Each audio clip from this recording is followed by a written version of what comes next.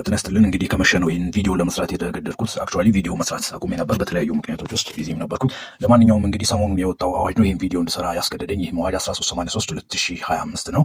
ይህ እንግዲህ በኢትዮጵያ ውስጥ ከ6 ወር በፊት ጸድቆ አሁን በሙከራ ጊዜውን ጨርሶ ወደ ተግባር የተቀየረው የደረቅ ቆሻሻ አወጋገድ ወይም ደግሞ ያው የዚህ ዌስት ማኔጅመንት ያለው ነው። በዚህ እንግዲህ ሰሞኑን ያው በየሶሻል ሚዲያው እና በሜንስትሪም ሚዲያ ላይ ያው ፖለቲከኛውም የህግ ባለሙያውም ጋዜጠኛውም ወዘተ ሌሎቹም ግራ ሲጋቡና እንዲያውም አንዳንዶቹ የተለያዩ የፔስታል አይነቶችን ይዘው የመጡ ይሄኛው የተከለከለ ነው ይሄኛው ያልተከለከለው እያሉ ለማስረዳትና ግንዛቤ ለማስጨበጥ ሲሞክሩ እያየው ነው።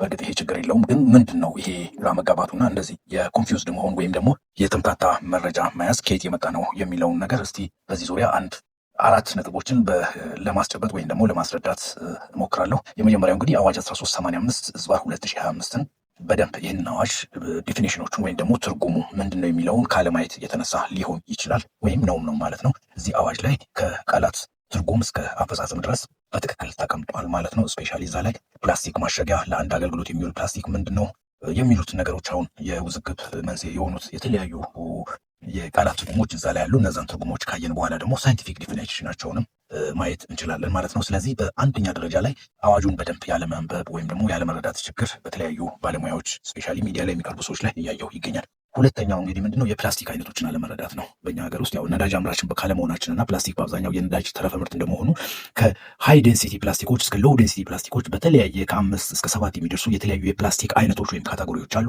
ከዛ ውጭ ደግሞ አዋጁ ላይ የተጠቀሰው ነገር የፕላስቲክ መያዣና የፕላስቲክ ማሸጊያ ተብሎ የተለየ አለ። ለምሳሌ በፋብሪካ የሚመረት አንድን የምግብ አይነት ወይም የመጠጥ አይነት ለማሸግ የሚያገለግሉ ፕላስቲኮች አሉ በአምራቾች። ይህ አዋጅ እነሱን አይመለከትም። ለፕላስቲክ ግን እቃ ለመያዣና ፕላስቲክ መያዣ ተብሎ ደግሞ የተቀመጡ ፕላስቲኩን ገዝተን እቃውን ግን በፎርማል ኢንዱስትሪያል በሆነ ሁኔታ ሳናሽግ የምንይዝበት ከሆነ ይሄኛው የዌስት ማኔጅመንቱ ሕግ የሚመለከተው ይሆናል ማለት ነው።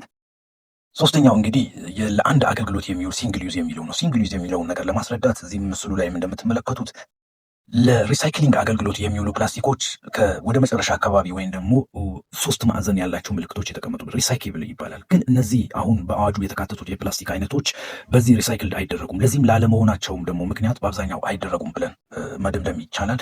እንዲሁ ራሱ ሪሳይክል የሚደረጉ የታሸጉ ውሃዎች፣ ምግቦች አገልግሎት ላይ ከዋሉ በኋላ ግለሰቦች የሚጥሏቸውን የተለያዩ ሰዎች እየለቀሙ በኪሎ ይሸጧቸዋል። ሪሳይክል ወይም ደግሞ እንደገና ፈጅተው ሌላ ምርት ወይም ሌላ ግብዓት የሚያመርቱበት እንደ ግብዓት የሚያገለግል ምርት ነው ማለት ነው።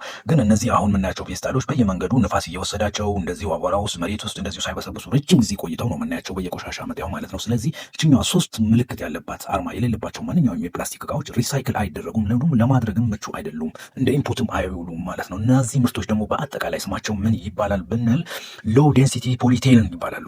ሎው ዴንሲቲ ፖሊቴን ወይም ደግሞ ኤልዲፒ ይባላል። ስለዚህ ይህ አዋጅ የሚመለከተውም በቀስቱ ላይም በቀይ ምልክት ለማስመልከት እንደሞከርኩት ሁሉ ይህ አዋጅ የሚመለከተው ሎው ዴንሲቲ ፖሊቴን የሆኑትን ብቻ ነው ማለት ነው። ስለዚህ የተለያዩ የፕላስቲክ አይነቶችን ይሄ እዚህ ውስጥ አዋጅ ውስጥ ይገባል አይገባም አይደለም። ስለዚህ ሎው ዴንሲቲ ፕላስቲክ ፖሊቴን የሚባለው የፕላስቲክ አይነት ደግሞ እንዴት ይለያል ብንል ይሄ ደግሞ በአምስተኛ ደረጃ ላይ የምናስቀምጠው ዋናው ሀሳብ ነው። በማይክሮን የሚባል የፕላስቲክን ጥግግት ወይም ደግሞ የፕላስቲክን ቲክነስ ወይም ደግሞ ውፍረቱና ቅጥነቱን የምንለካበት ስስ መሆኑን የምንለካበት ማይክሮን የሚባል ሜዥርመንት አለ ሳይንቲፊካሊ። ስለዚህ ከ10 እስከ 200 ማይክሮን አንድ የፕላስቲክ ውፍረት ከሆነ ሎው ዴንሲቲ ፖሊቴን ወይም ደግሞ ኤችዲፒ በሚል ውስጥ ይጠቃለላል ማለት ነው። ስለዚህ በእነዚህ 4 ምክንያቶች እንግዲህ ይህ አዋጅ እዚሁ እየተቀመጠ ይመስለኛል። ስለዚህ አሁን በተወሰነ ደረጃ እንግዲህ የፕላስቲክ አዋጁ ላይ ኮሜንት ካላችሁ ኮሜንት መስጠት ትችላላችሁ። ግልጽ የሆነ ነገር ያለ ይመስለኛል። አመሰግናለሁ።